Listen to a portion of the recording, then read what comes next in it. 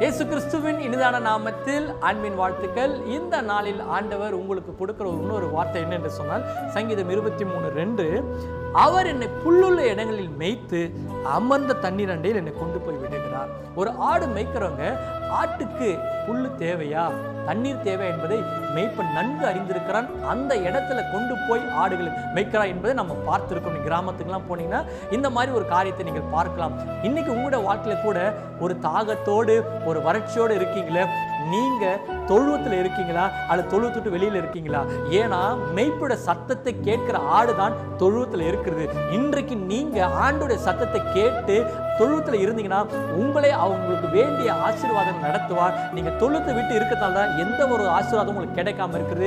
இந்த மாதத்துல மனம் திரும்பி வாங்க, கர்த்தர் உங்களை ஆசீர்வதித்து வழி நடத்துவார்.